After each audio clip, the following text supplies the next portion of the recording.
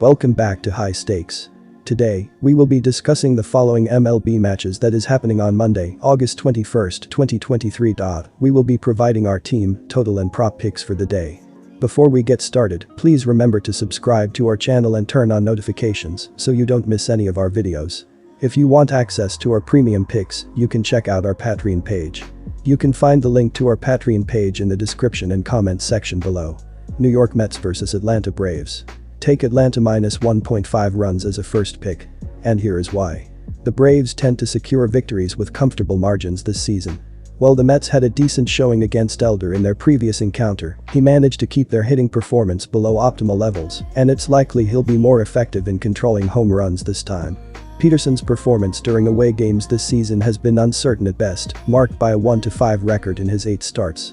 Notably, the Braves have been surpassing their league-leading batting average this August, and they're not just hitting well, but also generating extra base hits and home runs. This suggests they will continue their strong performance in this matchup. Our second pick is over 8.5 runs. And here is why. With the Mets' bats hot to trot and their seeming trend reversal and inability to hit for extra bases taken place over the month of August, we should expect them to challenge Elder out of the gate here. Not to mention, they've been playing more aggressive of late, as was clear when they stole home in their last series. The Braves continue to hit well in August, and 1 runs have followed suit. On top that, they're hitting a collective .292 against lefties.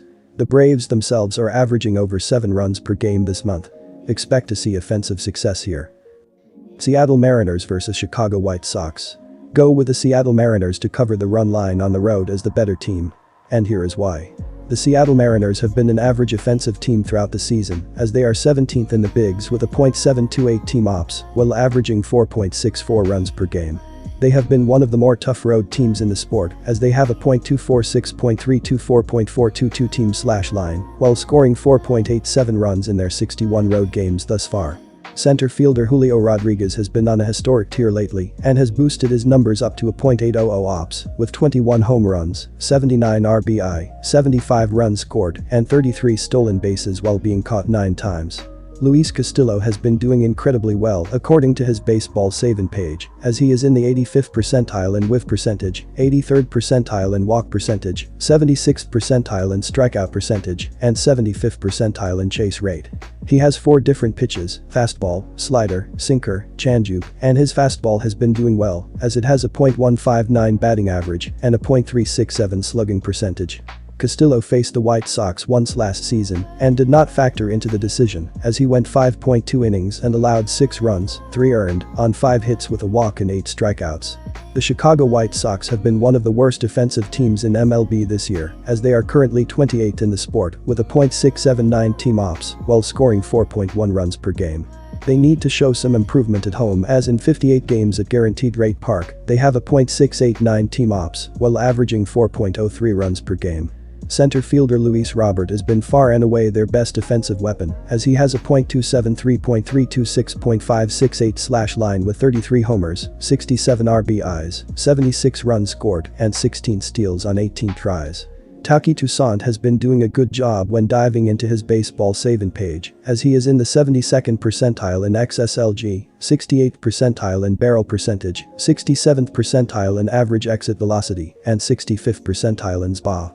Toussaint has a 5-pitch arsenal: curveball, fastball, sinker, splitter, slider, and his splitter has been doing well, as hitters have a .156 batting average and a .438 slugging percentage. He faced the Mariners once last season as a member of the Los Angeles Angels, as he lost by going 2.2 innings and gave up 4 runs on 3 hits with a hit by pitch, 4 walks, and 3 strikeouts. In the month of August, a notable contrast exists between the pitching staffs of the 2 teams. Seattle holds a favorable position, ranking 5th in the MLB, with a 3.21 team ERA over 18 games, while the White Sox find themselves at the 26th spot with a less impressive 5.51 team ERA across 17 games. Adding to this, the offensive performances of the 2 teams in the recent week showcase a significant divergence. Seattle's offense has been operating at a higher level, averaging 6.71 runs in their past 7 games, while Chicago's output has been comparatively lower at 4.8 runs in their last 5 games. Go with over 8.5 runs in this game. As our second pick, and here is why. When looking at the previous 7 games for both pitchers, they are not doing too well. Luis Castillo is 3-1 with a 4.19 ERA and a 1.07 WHIP in 43 innings of work, while Taki Toussaint is 1-3 with a 4.83 ERA and a 1.48 WHIP in 31.2 innings. The offenses have been doing extremely well throughout the second half of the year, as the Mariners are scoring 4.97 runs in their 35 games since the All-Star break, while the White Sox are averaging 4.13 runs in their 32 second-half games thus far. Boston Red Sox vs Houston Astros. I'll ride with the Astros at home. And here is why.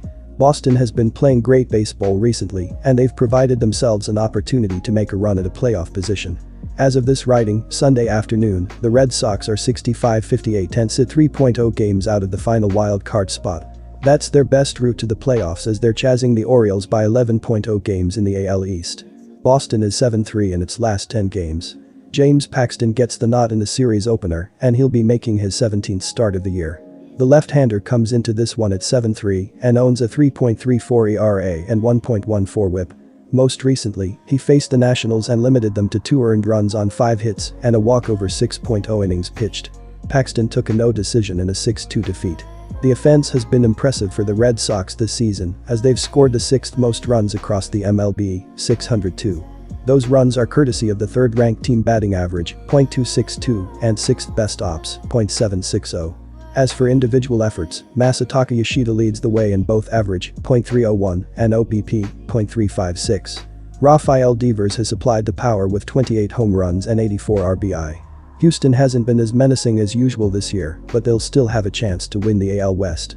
As of this writing, Sunday afternoon, Houston is trailing Texas by 2.5 games.